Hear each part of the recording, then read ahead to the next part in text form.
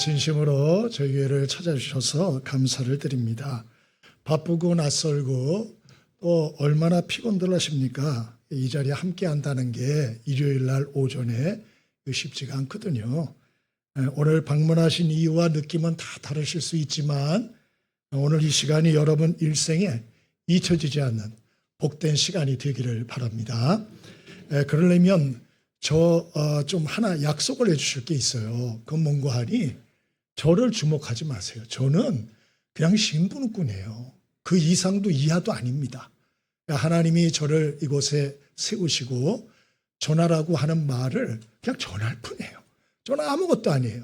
그러니까 뭐 저를 주목할 필요도 없고 뭐 이것저것 신경 쓸 필요 없습니다. 중요한 것은 저를 세우셔서 말씀하시는 그 하나님의 말씀을 좀 이왕 오셨으니까 주무시지 마시고 좀 마음을 좀 열고 귀를 조금 기울여 주시면 저를 세우신 하나님의 역사를 여러분이 분명히 경험하고 가시리라 믿습니다.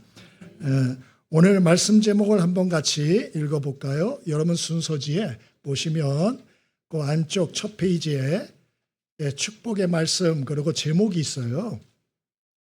우리 제목을 한번 같이 읽어보겠습니다. 시작. 제목부터가 마음에 안 들죠? 거슬리고 이건 뭐 마지막이란 소리를 다 싫어해요. 왜 그런 거 하니? 이게 죽음 이후의 세계를 아무도 모르니까 그래서 이런 얘기를 듣기도 싫어하고 하기도 싫어하고 두려움이 있어서 그런 것이죠. 그런데 우리가 이런 내 인생의 마지막에 대해서 두렵다고 자꾸 회피를 하면 그게 끝나는 게 아니에요. 여러분 과거에 사실 때 어디를 가려고 했는데 버스를 잘못 타가지고 낭패를 본 적이 있으시죠? 한 번씩은 있으실 거예요. 또 차도 운전해 갈 때 내비에다 찍는다고 찍었는데 엉뚱한 데 딱 도착을 해가지고 지각을 하거나 약속을 또 이렇게 어긋나게 했던 아마 그런 경험들도 있으실 거예요. 우리 인생의 마지막 종착지에 대해서 내 인생의 마지막에 대해서 우리가 힘들지만 똑바로 직면을 하고 아는 것은 그런 의미에서 시간 낭비가 아닙니다. 이 땅에 우리가 삶에서 두려움 없이 우리가 행복하고 흔들리지 않고 건강하게 살 수 있는 비결이 인생의 끝을 똑바로 알고 사는 것이죠. 오늘 먼저 이 사실을 마음에 담고 시작을 하시면 좋겠습니다. 오늘 본문은 예수님께서 세상적으로 성공하여 정말 모든 것을 가진 니고데모란 사람과의 대화를 기록해요. 니고데모란 이름 자체가 승리자라는 뜻이에요. 이름이 승리자니 얼마나 그 인생이 당당했겠어요? 근데 예수님이 이 니고데모에게 어떤 말씀을 주시는고 하니 이 세상 열심히 살았는데 열심히 사는 것 중요하지만 또 필요하지만 또 세상에서 성공하는 것 그거 필요하지만 그게 전부가 아니야. 하나님의 나라를 보는 눈이 열려야 되고 하나님의 나라를 준비하는 삶을 살아야 돼. 그리고 하나님의 나라라는 말을 2번, 3번 반복해서 계속 주고 계셔요. 오늘 본문의 예수님의 말씀에 오늘 본문도 일부인데요. 우리는 이 말씀을 통해서 우리 인생의 마지막을 위하여 어떻게 준비를 해야 되는지 오늘 배울 수가 있습니다. 우리 한번 같이 16절, 17절을 같이 한번 읽어봅니다. 16절, 17절 여러분 순서지에 같이 한번 읽어보겠습니다. 자, 시작. 하나님이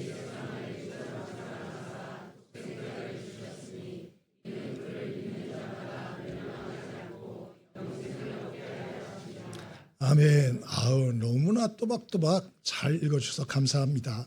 어떤 분들은 안 읽는 분도 많거든요. 아직 주무시면 안 됩니다. 조금 더 따라오셔야 돼요. 오늘 이 말씀을 통해서 우리가 인생의 마지막을 준비해서 무엇이 필요한가? 예수님은 첫 번째로 한번 따라해 보시죠. 죽음 후에는 2가지 길이 있다. 오늘 그 사실을 알아야 된다고 말씀을 알려주세요. 그래서 16절, 17절에 계속 얘기하잖아요. 멸망, 영생, 구원, 심판 이런 얘기를 계속 하잖아요.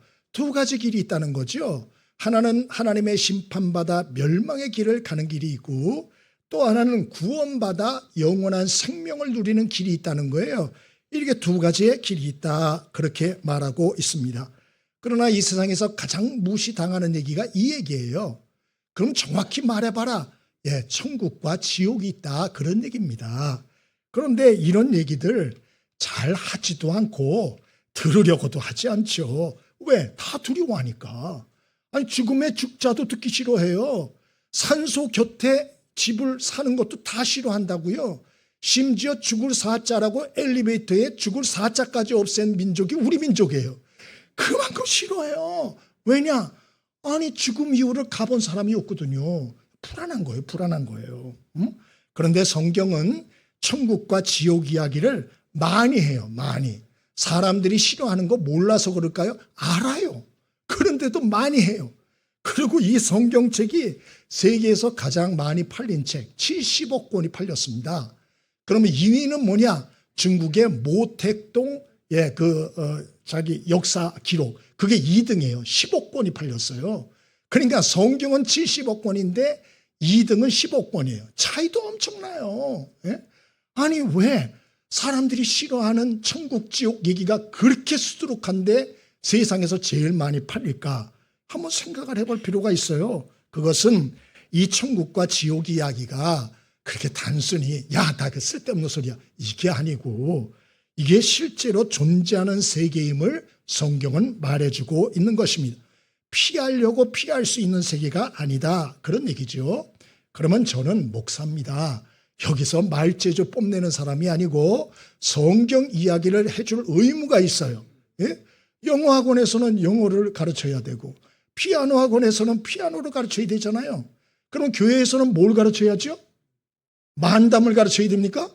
성경을 가르쳐야죠. 자, 그래서 몇 가지를 생각해 보겠습니다. 첫 번째로 지옥이 어떤 분인가에 대하여 한번 말씀을 드리겠습니다. 마태복음 3장 12절 떴죠? 같이 한번 읽어봅니다. 아까처럼 마음을 모아서 정신 차리십시오. 자, 한번 읽어봅니다. 자, 시작. 손에 키를 들고 자기의 타작마당을 정하게 하사 알곡은 모아 곳간에 들이고 쭉정이는 꺼지지 않는 불에 태우시리라. 지옥이 어떤 곳이냐? 쭉정이 같은 인생들을 꺼지지 않는 불에 태우는 곳이다. 태우는 곳이다 그랬어요. 불로 태우는 곳이다. 여러분 화상 당해본 적 있으시죠? 여러분 가장 큰 아픔이 지속되는 것 중에 하나가 화상입니다. 지옥은 불로 태움받는 곳이다, 그렇게 말해요. 또 마가복음 9장 48절 띄워주시죠. 같이 한번 또 읽어봅니다. 시작. 거기에서는 구더기도 죽지 않고 불도 꺼지지 아니하느니라. 아멘. 그곳에는 구더기도 죽지 않는데요. 구더기, 지렁이, 피부가 제일 약해서 햇빛에 노출되면 제일 먼저 말라버리는 게 지렁이와 구더기예요. 근데 지옥에서는 이것들도 죽지 않는답니다. 그런데 영원한 불로 인하여 태움받는 곳이다, 그렇게 말해요. 또 마태복음 5장 22절 한번 읽어볼까요? 한번 읽습니다. 자, 시작. 형제에게 노하는 자마다 심판을 받게 되고 형제를 대하여 라가라 하는 자는 공회에 잡혀가게 되고 미련한 놈이라 하는 자는 지옥불에 들어가게 되리라. 아멘. 두 가지 충격인데 첫 번째로는 오늘 어떤 자들이 지옥에 들어가나 얘기를 하는데 노하는 자마다, 형제에게 노하는 자마다 심판받고 형제에 대해 라가라, 이거는 바보야, 그런 거예요. 형제에 대해서 바보라, 멍충이야, 이렇게 말해도 지옥 간다. 또 미련한 놈이다 하는 자도 지옥불에 들어간다. 누가 한 얘기냐? 예수님이 직접 한 얘기예요. 이 가당키나 한 얘기입니까? 이게 살이 떨리는 얘기 아니에요, 진짜라면? 또 그런 사람들은 지옥에 들어가서 어떻게? 지옥불에 들어간다 그랬어요. 지옥을 지옥불이라고 표현했습니다. 여러분, 참 어찌되었던 지옥은 어떤 곳인가? 죄를 지은 사람을 태우는 곳이다.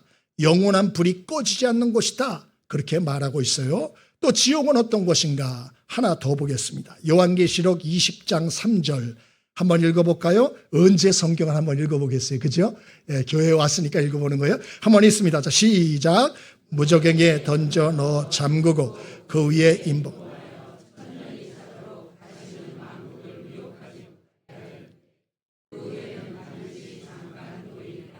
아멘. 여기에 지옥을 뭐라 그러냐? 무저갱이라 그랬죠? 무저갱이라고 하는 것은 헬라어로 아부소스라고 되어 있어요. 아부소스란 말은 뭐냐? 바닥이 없이 깊은 구덩이. 그러니까 한 번 들어가면 영원히 빠져서 나올 수 없는 곳, 희망이 없는 곳, 탈출구가 없는 곳, 그곳이 지옥이라고 그렇게 되어 있어요. 또 지옥은 어떤 곳인가? 요한계시록 21장 8절, 여기도 한번 같이 큰 소리로 읽어봅니다. 자, 시작. 그러나 두려워하는 자들과 믿지 않은 자들과 흉악한 자들과 살인자들과 음행하는 자들과 점술가들과 우상숭배자들과 거짓말하는 모든 자들은 불과 유황으로 타는 못에 던져지리니 이것이 둘째 사막이라. 지옥은 어떤 곳인가? 혼자서 조용히 명상하는 곳. 아이고 뭐 갈만하지 않아요? 그런 곳이 아니에요. 지옥은 어떤 곳이냐? 모든 죄인이 섞여서 고통당하는 곳이다. 심지어는 누가 같이 고통을 당하나? 요한계시록 9장 11절에 보니 무저갱에는 무저갱의 사자라 이름하는 자가 있으니 곧 아바돈, 아불루온이라고 하는 자다. 이렇게 나와요. 거기 히브리어로 아바돈이고 헬라어로는 아불루온입니다. 그 뜻이 뭐냐? 파괴자란 뜻이에요. 거기에 사자가 있는데 파괴자가 있어. 그게 누구냐? 사탄이에요. 사탄. 사탄과 악령들이 함께 있다는 거죠. 그러면 걔네들은 거기 왜 있나? 마태복음 25장 41절에 원래 지옥이라는 존재 자체가 하나님이 사탄과 악령들을 위해 그들의 심판을 위해 예비한 곳이라고 되어 있어요. 그런데 원래 사람이 가면 안 되는 곳인데 이곳에 사탄이 끌고 들어가는 거죠. 정리하면 지옥은 어떤 곳인가? 그러므로 상상할 수 없는 두려움과 공포, 고통이 있는 곳이다. 합쳐서 얘기하면 지옥은 불에 태워짐을 받는 곳이요, 영원히 죽지 않는 곳이요, 탈출구가 없는 것이요, 모든 죄인과 심지어 악령들까지 함께 고통당하는 곳이다. 그러므로 반드시 피해야 할 곳이다. 성경이 그렇게 말해요. 그게 끝입니까? 아니에요. 그럼 천국이 어떤 곳인지도 성경을 통해 보겠습니다. 첫 번째로 요한계시록 21장 2절입니다. 졸리우신 분들은 일부러 큰 소리로 읽으시면 돼요. 자, 같이 읽어보겠습니다. 자, 시작. 또 내가 봄에 거룩한 성 새 예루살렘이 하나님께로부터 하늘에서 내려오니 그 준비한 것이 신부가 남편을 위하여 단장한 것 같더라. 아멘. 또 요한복음 14장 2절입니다. 여기도 같이 읽어봅니다. 자, 시작. 내 아버지 집에 거할 곳이 많도다. 그렇지 않으면 너에게 일렀으리라. 내가 너희를 위하여 거처를 예비하러 가노니. 아멘. 천국은 어떤 곳인가? 거룩한 아름다운 성이다. 어떠한 악한 세력도 틈타지 못하는 곳이요, 집과 같이 편안한 곳이요, 우리가 거할 거처이다.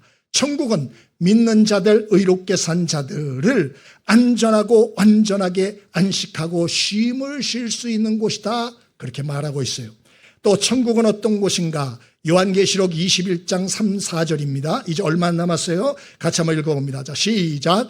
내가 들으니 보좌에서 큰 음성이 나서 이르되 보라, 하나님의 장막이 사람들과 함께 있음에 하나님이 그들과 함께 계시리니 그들은 하나님의 백성이 되고 하나님은 친히 그들과 함께 계셔서 모든 눈물을 그 눈에서 닦아주시니 다시는 사망이 없고 애통하는 것이나 곡하는 것이나 아픈 것이 다시 있지 아니하리니 처음 것들이 다 지나갔습니다. 아멘. 천국은 어떤 곳이냐? 하나님이 함께해 주셔서 완벽한 위로를 주시는 곳. 그곳은 생로병사의 고통이 없어요. 저주도 없어요. 눈물도 없어요. 아픔도 없어요. 병드는 것도 없어요. 죽는 것도 없어요. 하나님의 완전한 위로가 함께하는 곳이다. 감사하죠. 또 천국은 어떤 곳인가? 마태복음 5장 12절입니다. 함께 읽습니다. 자, 시작. 기뻐하고 즐거워하라. 하늘에서 너희 상이 큼이라. 너희 전에 있던 선지자들도 이같이 박해하였느니라. 누가복음 6장 23절 하나 더 있습니다. 자, 시작. 그날에 기뻐하고 뛰놀라. 하늘에서 너희 상이 큼이라. 그들의 조상들이 선지자들에게 이와 같이 하였느니라. 아멘. 천국은 어떤 곳인가? 마지막으로 하나님의 상이 예비된 곳이다. 이렇게 말씀하고 있어요. 그래서 하나님의 영광을 위해서 이 땅에서 헌신하며 살아가는 거죠. 이런 얘기를 들으면 이제 어떤 분들은 야, 내가 이런 소리 할 줄 알았어. 이 비과학적이고 비현실적이고 황당한 이야기를 또 듣다니. 응? 이거 사람 겁주려고 만들었는 얘기 아니야. 지옥 가지고 사람을 두렵게 만들고 천국 얘기를 해서 헛된 소망을 품게 해서 믿으려고 엉뚱한 소리 아닌가? 그렇게 생각을 하는 분들이 있어요. 그런데 성경이 이걸 모를까요? 알아요. 그런데도 반복적으로 기록해. 반복적으로. 그러면 천국 얘기만 적어놓으면 얼마나 좋아요. 지옥 얘기도 자세하게. 구더기도 죽지 않는다. 불로 치듯함을 받는 곳이다. 부적행이다. 악한 자들과 함께하고 악령들과 함께하는 곳이다. 얼마나 자세하게 얘기하는지 몰라요. 왜 이런 얘기를 하죠? 두려움을 가지라는 거예요. 두려움을 가지라. 예? 여러분, 왜 두려움을 가져야 되나? 그래야 멸망길을 안 가요. 멸망길을. 두려워할 것을 두려워하는 건 나쁜 게 아니에요. 진짜 문제는 뭐냐? 두려워할 거는 우습게 여기고 두려워하지 말아야 할 것은 두려워한다는 거죠. 그러면 이제 망조가 되는 거예요. 어떤 분이 오래도록 혈압약을 들으셨대요. 혈압약을. 정기적으로 이제 병원 가서 의사를 만나 진단받고 그리고 약을 지어오고 이러는데 이게 귀찮은 거예요. 그렇잖아요. 이 중에도 혈압약 드시는 분 계시잖아요. 귀찮죠. 그래서 이분이 어느 날 이렇게 사는 게 구질구질하네. 매일 혈압약 먹고 음식도 마음대로 내 마음대로 먹지도 못하고 이까지 혈압. 그래 내가 이겨버리자. 잊어버리자. 그러고 약을 던져버렸어요. 안 잡수셨어요. 어떻게 됐을까요? 그 용기 쓰러지셨어요 결국. 그래서 뇌가 터지셨어요. 그럼 이게 지혜입니까? 여러분, 두려워할 것을 두려워하는 것은 그것은 나쁜 게 아니고 지혜로운 것이에요. 지혜로운 것. 성경은 우리에게 죽음 후의 끝이다 이런 소리를 안 해요. 죽음 후에는 두 가지 길로 반드시 가게 된다 그렇게 말하잖아요. 그래서 이 땅에서 열심히 사는 것 너무 중요한 일이지만 그러나 더 중요한 것은 죽음 후에 영원한 세계가 진짜 있다는 걸 믿고 이 땅에서부터 준비하며 사는 것은 훨씬 더 중요한 것이다. 성경이 그렇게 말하고 있어요. 그러므로 우선 첫 번째로 여러분이 마지막을 잘 준비하기 위해서는요. 오늘 이 첫 번째 사실 죽음 후에는 두 가지 길이 있다는 거 마음에 담아 둘 수 있게 되길 바랍니다. 그게 첫 번째예요. 두 번째로 마지막을 위한 준비 어떻게 해야 될까요? 우리 16절을 한 번 더 읽어보죠. 여러분 교회 갔더니 그냥 성경만 구구절절히 하더라. 그렇죠. 성경에서 교회 가면 성경 얘기를 해야지. 교회 왔는데 딴소리 하면 그 웃긴 거 아닙니까? 요한복음 3장 16절 한 번 더 읽어보는 거예요. 자, 큰 소리로. 지금 조실라는 분이 한 두 분 계세요. 자, 한번 같이 큰 소리로 정신을 차리시고 한번 큰 소리로 읽겠습니다. 자, 시작. 하나님이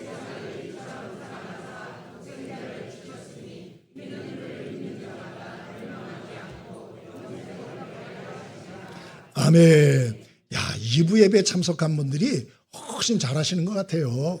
우리 9시에도 한 타임 했거든요. 그분들이 이렇게 크게 안 했어요. 감사를 드립니다. 두 번째로는 마지막을 위한 준비를 하려면 하나님의 사랑을 알아야 된다고 알려주는 거예요. 하나님의 사랑 알아야 된다. 예수님은 하나님께서 죄로 인해서 지옥 갈 사람들 위해서 자신, 독생자 예수님을 이 땅에 보내셨고 십자가에서 우리 죄와 저주를 짊어지시고 대신 심판받아 죽게 하실 것을 예고하고 있는 거예요. 이 말씀이. 본인 얘기를 본인이 하고 있는 거예요. 그리고 이 말씀을 주시고 나서 후에 말씀대로 십자가의 죽으심으로 이 말씀을 이루셨어요. 하나님이 왜 독생자 예수님을 이 땅에 보내어 십자가에 죽게 하셨나? 사랑하시기 때문에. 부모가 자녀를 왜 사랑하나? 이유가 있습니까? 부모가 내 자식이기 때문에. 하나님이 사람들을 왜 사랑하시나? 그것을 하나님의 형상대로 창조했기 때문에 그런 것이에요. 다른 이유는 없어요. 그러면 하나님이 사람들을 사랑하는 사랑인 어떤 사랑인가? 그 특징이 몇 가지 있어요. 이것도 말씀드려봅니다. 첫 번째는 포기하지 않는 사랑이에요. 이사야 49장 15절. 자, 요거 끝나고 맛있는 고기도 준비했으니까 힘을 조금 내세요. 힘들어 하실 것 같아요. 이사야 49장 15절 우리 한번 같이 읽어봅니다. 자, 시작. 여인이 어찌 그 젖먹는 자식을 잊겠으며 자기 태에서 난 아들을 긍휼히 여기지 않겠느냐. 그들은 혹시 잊을지라도 나는 너를 잊지 아니할 것이라. 세상에서 가장 강한 사랑이 어머니 사랑이에요. 근데 어머니의 이 모성적 사랑보다도 강한 게 하나님의 사랑이다. 그렇게 말하잖아요. 응? 그러니까 우리는 이걸 보고 놀랄 수밖에 없죠. 또 하나님의 사랑은 어떤 사랑인가? 희생하는 사랑이에요. 이사야 53장 6절 여기도 한번 읽어봅니다. 자, 시작. 우리는 다 양 같아서 그릇 행하여 각기 제 길로 갔거늘 여호와께서는 우리 모두의 죄악을 그에게 담당시키셨도다. 아멘. 하나님은 말로만 사랑한다 그런 분이 아니에요. 우리를 구원하기 위하여 독생자 예수님을 이 땅에 보내어 십자가에서 우리가 받을 모든 죄의 심판과 저주를 대신 짊어지고 피 흘려 죽게 하셨어요. 그런 사랑의 하나님이세요. 자, 여기 이게 하나님의 책이에요. 우리의 죄가 적혀진 책입니다. 여러분, 하나님은 죄의 개념이 틀려요. 아까 얘기했죠. 사람들에게 미련한 놈이라고만 해도 지옥 들어간다고. 그러니까 이 기준이 틀린 거예요. 그런데 여기에 여러분이 태어나서부터 지금까지 지은 죄가 여기 있다 생각해 보세요. 그러면 하루에 몇 가지나 죄를 질 것 같아요?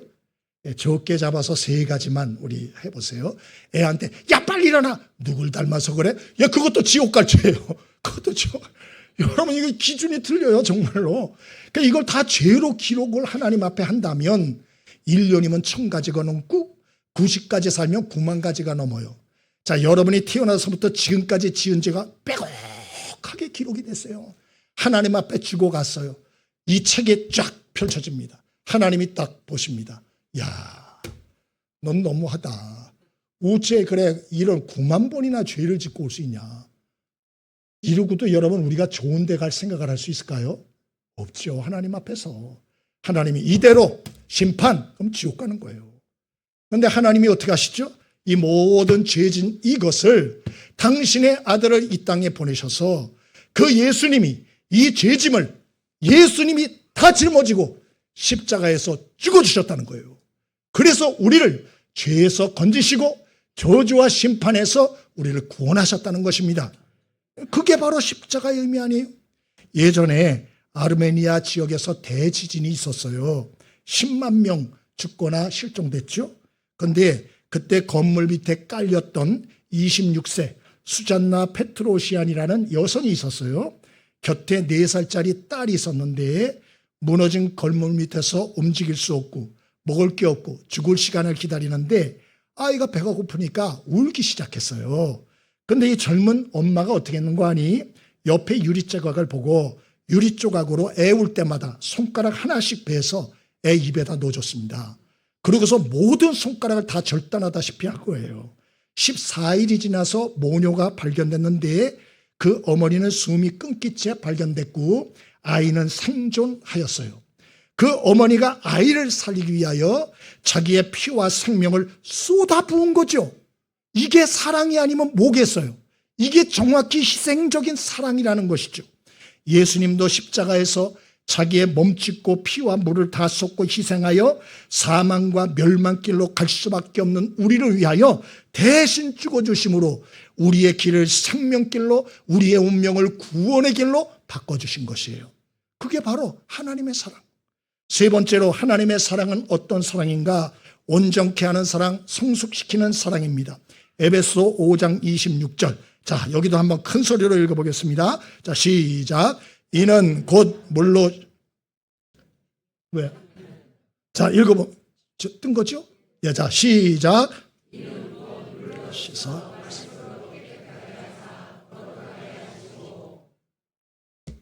그 다음에 안 나와요?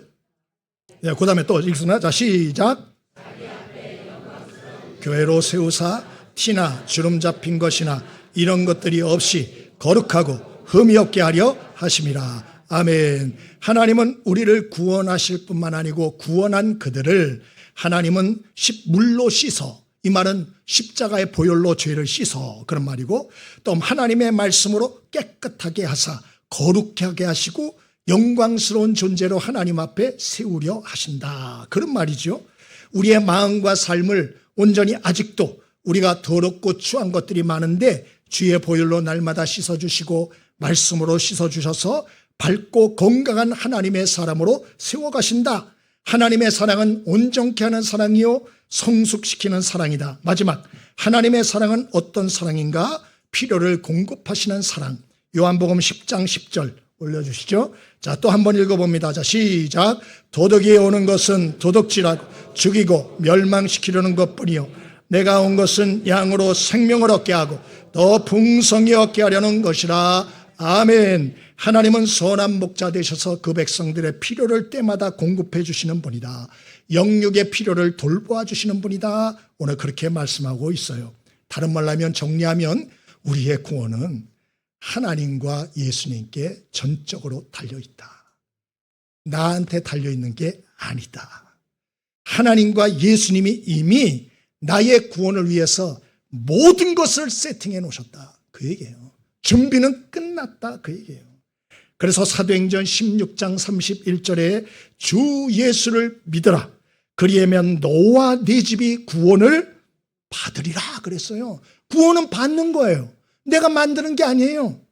또 에베소 2장 8절에도 너희가 그 은혜를 인하여 믿음으로 말미암아 구원을 받았으니 이것이 너희에게서 난 것이 아니요 하나님의 선물이라.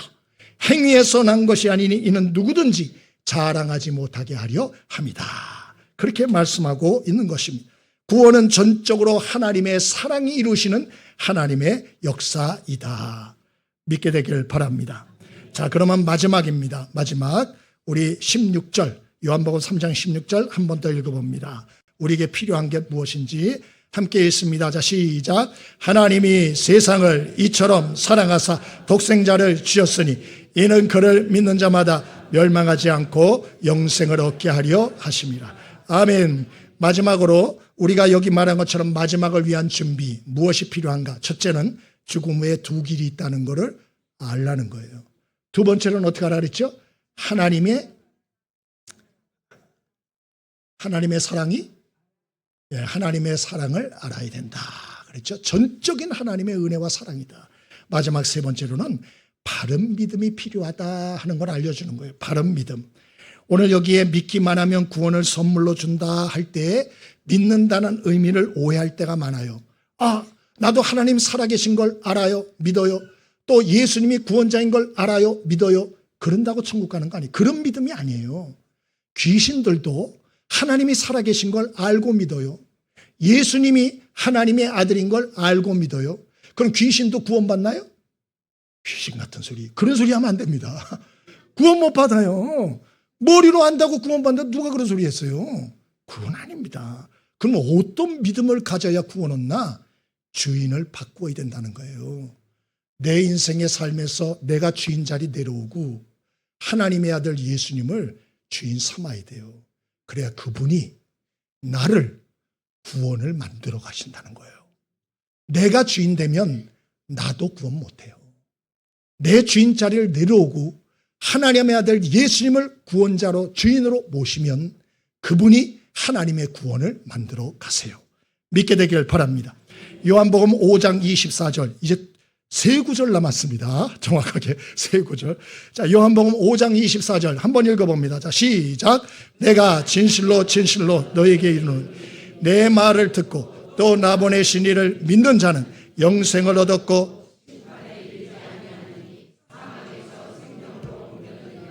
아멘. 하나님의 말씀을 듣고 또 예수님을 구원자로 믿는 자는 영생을 얻을 것이다가 아니고 이미 영생을 얻었고 심판에도 이르지 않는다. 과거로 표현했어요. 왜? 확실하다. 확실하다. 그 얘기예요. 그러면 어떤 믿음을 가져야 되나? 로마서 6장 23절 거기도 한번 읽어봅니다. 자, 시작. 죄의 삭은 사망이요 하나님의 은사는 그리스도 예수 우리 주 안에 있는 영생이니라. 아멘. 죄의 삭은 사망이에요. 하나님 앞에 죄 지은 자들은 반드시 둘째 사망으로 들어가요. 멸망해요. 그러나 하나님의 은사 선물은 그리스도 예수 우리 주 안에 있는 영생이라고. 우리 주 안에 있는 영생, 주라고 말했잖아요. 사도행전 16장 31절에도 주 예수를 믿으라. 그리하면 너와 네 집이 구원을 받으리라. 이렇게 돼 있잖아요. 주 예수를 믿으라예요. 주가 1번이에요. 주인을 바꿔야 된다 이 말이에요. 그래서 참으로 구원은 전적으로 하나님이 하시는 이름을 믿고 예수님을 주인 삼고 모든 사람을 맡길 때 받게 되는 것이다. 의자가 여기 있죠. 다리가 아파요. 한참 서 있었더니. 그러면 제가 저기 의자에 들어놓으면 편할 것 같다. 자, 알면 편합니까? 텔레파시로 누우면 편하다. 그럼 편한가요? 안 편해요. 그럼 어떻게 해야 편하죠? 내가 누워야죠. 가서 벌러덩 누워요. 편하다. 이렇게 되는 거 아닙니까? 바로 그거예요.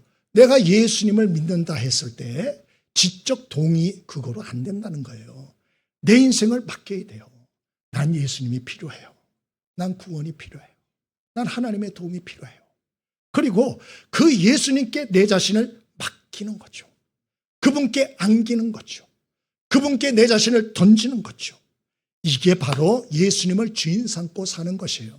그런 사람들의 특징이 있는데 첫째는 날마다 말씀과 기도로 주님의 뜻을 묻습니다. 왜? 주인이 바뀌었으니까. 아니 내가 주인이 아닌데 어떻게 살아야 할지 물어야 되잖아요. 그러니까 날마다 주님 앞에 말씀과 기도로 주님의 뜻을 듣고 그리고 그 주님의 뜻을 받고 하는 삶을 살죠. 그리고 또 하나는 주님의 뜻에 순종하는 삶을 살게 되죠. 그래서 우리 주님이 뭘 원하시나? 왜? 천국이 있으니까. 장차 그 주님을 만나게 될 것이니까. 상급이 있다 했으니까. 그러므로 이 땅에서 주님의 뜻에 순종하며 선한 일에 힘쓰게 되는 거죠. 자, 마지막입니다. 디모데전서 6장 18절 이하에 마지막으로 함께 읽어봅니다. 함께 읽습니다. 자, 시작. 선을 행하고 선한 사업을 많이 하고 나누어 주기를 좋아하며 너그러운 자가 되게 하라. 이것이 장래의 자기를 위하여 좋은 터를 쌓아 참된 생명을 취하는 것이니라. 아멘. 아멘. 여러분, 오늘 이 말씀을 마음에 잘 새기시기 바랍니다. 이렇게 예수님을 주인 삼고 말씀과 기도로 깨어 그분의 인도를 구하고 또 그분의 뜻을 따라 선을 행하며 이 땅에서 살 때 천국의 상을 쌓는 삶이 되고 우리의 인생의 마지막에 올 때마다 두려움이 아니고 신나죠. 왜? 천국이 있고 상급을 쌓았으니까. 내가 갈 곳은 이미 있어요. 주님의 약속이 있어요. 그래서 두려움이 없죠. 주님의 앞에 가면 잘하였다 칭찬받을 그런 소망을 가지고 살게 되는 것이죠. 그러나 오해를 하지 마세요. 이제 다 끝났어요. 눈을 뜨세요. 아니 어떻게 우리 교인이 좋을 수가 있어. 난 진짜 참 기가 막히네. 우리 끝나고 한번 봅시다. 예수님을 주인 삼고 사는 거 만사 형통하나? 어려움이 없나? 그렇지 않아요. 김기동 목사님이란 분이 계신데 저기 서울교회에 부목사 생활을 하셨대요. 근데 이분이 어느 날 자고 일어났는데 앞이 안 보이는 거예요. 그 병원 갔더니 1급 장애 판급이 나왔어요. 여러분 이럴 수도 있나요? 아니 멀쩡히 보고 생활했는데 다음 주에 자고 눈 떴는데 장애인이 된 거예요. 시각장애인이. 어이가 없죠. 청천벽력 같은 일이 벌어진 거예요. 근데 이분은 목사잖아요. 그래도. 응? 그래서 하나님에 대한 믿음이 있었어요. 우리는 하나님에 대한 3가지 믿음을 갖습니다. 첫째, 하나님은 늘 나와 함께 계신다. 둘째로 하나님은 문제보다 크시다. 하나님은 모든 것을 합력하여 선을 이루신다. 확고하게 믿습니다. 목사잖아요. 응? 근데 중요한 것은 이렇게 하나님 말씀 또 기도를 통하여 하나님의 인도를 받아 살았는데 지금 7년 지났거든요. 7년. 지금 뭐 하고 계시나? 저기 앞에 군부대 횃불교회에서 담임 목회하고 있어요. 시각장애인이. 사모님이 운전하고. 지금 3년째 목회하고 계시는데요. 20대 불신 이러한 군인 청년들이 후천적 시각장애 목사가 목회하고 설교한다는 얘기를 듣고 엄청 모인대요. 엄청 모인대요. 요새 일요일날 군부대 교회 안 옵니다. 청년들이. 엄청 모인다는 거예요. 뿐만 아니라 다음 세대 시각장애 청소년 선교에 일을 하시면서 강사로 활동하시고 또 할 것 다 하신대요. 마라톤 대회도 좋아해가지고 항상 참여를 하신대요. 그래가지고 뭐라 그러더라? 가드러너인가 뭔가 이렇게 손목 묶고 뛰는 게 있답니다. 그거 해가지고 그렇게 잘 뛰신대요. 그래서 뉴스에도 나왔대요. 뉴스. 할 거 다 하는 거예요. 할 거 다 하고. 기독교 TV에 나와서 간증하셨죠. 유튜브에서 소개도 됐죠. 이분이 간증하는데 그래요. 일상이 불편한 건 사실이에요.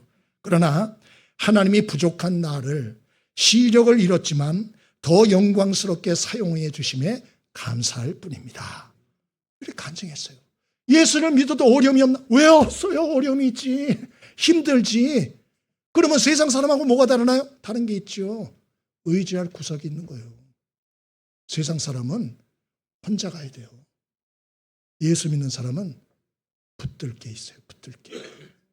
그래서 무너지진 않아요. 다시 일어나는 것입니다. 인생길은 광야와 같다는 말들 다 하죠. 가도 끝이 없고 힘들어요. 여러분 젊을 때만 힘드셨습니까? 여기 지금 60, 70, 80 되는 분들 계세요. 안 힘들어요? 저도 60대인데요. 힘들어요. 진짜 힘들어요. 네? 사는 게 쉽지 않아요. 응? 여러분 혼자 힘으로 걸어갈 수 있는 길이 아니에요. 인생길은. 응? 함께할 동행자가 필요한 것입니다. 그래서 시마다 때마다 마음을 만져주고 손을 잡아주고 앞서서 인도해줄 인생의 안내자가 진짜 필요한 것입니다. 여러분은 여러분의 삶을 내어 맡길 이러한 안내자가 있나? 오늘 다시 한번 생각해 보시죠. 10년 전에 미국 시애틀 레이니어 마운트 국립공원이라고 있습니다. 여기에 높이가 4,392m인데요. 그 김용춘 씨라고 60대 한인이 조난당한 적이 있어요. 팀이 그 하도 경관이 아름다우니까 같이 올라갔는데 겨울에 미끄러운 눈에 이분이 뒤따라오다가 그룹에서 이탈해가지고 정신을 차리고 보니까 이게 떨어져 있는 거예요. 그래서 무전기로 내가 여기 있다고 어디서 만나자고 다음 장소 거기서 만나자고 그러고 끊었는데 이 쏟아진 눈 때문에 또 미끄러져가지고 계곡으로 더 떨어진 거예요. 무전기 잃어버렸어요. 장갑도 잃어버렸어요. 추위를 피하려고 이분이 큰 바위 밑에 숨어가지고 밤을 지내야 되니까 땔감을 모아가지고 자기가 가지고 있는 거 다 태웠답니다. 여분의 양말, 여분의 옷, 심지어 여분의 팬티까지 다 태웠대요. 구급약까지, 가지고 있던 지폐까지 다 꺼내서 다 태웠대요. 왜? 몸의 열기를 뺏기지 않아야 되니까. 아니 뭐 젖은 나뭇잎들이 제대로 그게 불이 붙습니까? 쏘시개가 필요하니까 다 태운 거예요. 여러분 그래서 이분이 그런 얘기를 해요. 죽고 나면 뭔 소용이 있습니까? 다 태운 거죠. 살기 위해서. 이틀 뒤에 구조대에 의하여 발견되어서 구조가 되셨어요. 4,300m 산에서 조난당해도 스스로를 구원 못하는 거예요. 도대체 어디가 어딘지 모르는 거예요. 다 흰색 투석인데 어떻게 길을 찾아요? 응? 구조가 필요한 것이죠. 하물며 여러분 죽음 후의 세계를 내가 거기서 어떻게 좋은 데 갈 수 있을 거라고 우리가 상상을 할 수 있겠습니까? 못하는 거예요. 구원은 전적으로 그래서 하나님 역사라고 말하는 거고요. 예수를 믿어야 구원 얻는다고 성경은 말하고 있고 예수님이 내가 곧 길이고 진리고 생명이다고 나로 말미암지 않고는 아버지께 올 자가 없다고 그렇게 말하는 것이에요. 오늘 여러분 자리에 참석해 주셔서 감사합니다. 여러분은 아마 가족이나 친척이나 친구나 이웃이 그냥 한 번만 가달라고 한 번만 가달라고 안 가면 그냥 우리 목사님이 가만 안 둔다고 또 뭐 이렇게 얘기해도 전 그런 적이 없어요. 참고로 막 이렇게 해가지고 막 아쉬운 소리 하면서 한 번만 와주면 뭐 내가 고기를 산다는 둥 뭐 한 번만 와주면 내가 뭐 이렇게 그냥 아주 불을 떨면서 아마 그래 얘기를 했을 거예요. 아쉬운 소리를. 근데 여러분 왜 그분들이 그럴까요? 여러분 한번 생각해 보세요. 왜 그럴까? 아니 저 사람들이 바본가? 아니면 뭐 이게 무슨 잘못된 종교에 세뇌되어서 그런가? 그렇지 않아요. 처음부터 독실한 믿음이 있었던 사람은 없어요. 참고로 저도 저희 집안에 큰 고모님 보면은 집안에 신당 갖춰놓고 그랬어요. 어릴 때 가보면 그냥 신당이 있었어요. 거기에 막 냄새 막 나고 그랬다고. 처음부터 예수 믿고 교회 다니는 사람은 없어요. 근데 살다 보니까 인생이 쉽지 않네. 이거 참 동행자, 안내자가, 인도자가 이거 필요하구나. 사람들이 종교를 갖는 이유가 있는 거구나. 이걸 느끼고. 그러고 나서 예수를 믿고 하나님을 믿어봤는데, 이거 믿어보니까 이게 진짜야. 하나님이 살아계셔. 기도를 응답해 주시네. 예배 때마다 감동인데, 이게 뭔가가 있구나. 이런 걸 경험하는 거예요. 그러면서 그렇다면 죽음 후에 지옥이 있단 말도 진짜일 수 있겠다. 야, 이거 천국 갈 준비해야겠네. 나만 준비하면 안 되잖아요. 두려운 마음을 가지고 주변에 있는 사람들에게 같이 신앙생활을 해보자고. 그래서 강권을 하고 그렇게 때를 쓰는 거 아니겠습니까? 하나님은 우리 구원을 위해 이미 모든 조치를 세팅을 다 끝내셨어요. 이제는 우리 차례예요. 내가 반응을 할 건가 안 할 건가 우리의 선택이에요. 광고 카피 중에 이런 게 있더라고요. 아무것도 안 하면 아무 일도 일어나지 않습니다. 여러분, 아무 일도 일어나지 않으면 내 삶에 어떤 일이 벌어지나 죄와 사망의 물결에 휩쓸려 멸망기로 갑니다. 아무 반응을 안 하면 가는 거예요. 너도 나도 다 그냥 휩쓸려 가는 것입니다. 하나님은 여러분을 오늘 구원의 길로 초청하기 위해서 여러분의 지인들을 통하여 이 자리로 이끌어 오셨습니다. 또 오늘 긴 시간 여러분이 이야기를 들으셨습니다. 오늘 하나님의 부르심과 초청에 여러분 반응하고 응답하는 축복이 있게 되길 바랍니다. 그러므로 멸망길이 아니고 이왕이면 하나님과 함께 생명길, 구원의 길, 축복의 길을 함께 갈 수 있으면 좋겠어요. 오늘 여러분에게 정말 결단하고 생각할 시간을 잠깐 드리겠습니다. 오늘 찬송을 같이 부를 터인데 오늘 하나님의 성령께서 여러분의 마음을 만지실 거예요. 찾아오실 거예요. 여러분 그럴 때 그 음성을 좀 순종하시면 좋겠어요. 변화가 필요하지 않아요? 로마서 10장 9절에도 사람이 마음으로 믿어 의에 이르고 입으로 시인하여 구원에 이르느니라 그렇게 말씀했어요. 마음의 시인을 해야 돼요. 천국, 지옥이 있구나. 나도 예수를 믿어야겠다. 하나님 의지하고 살아야겠다. 마음의 시인. 또 입으로 시인. 그러면 구원이 임한다. 오늘 그렇게 말하고 있어요. 오늘 예수님을 여러분의 구원자로 마음으로 믿고 입으로 시인하여 구원의 길에 동참하는 은혜가 있게 되길 바랍니다.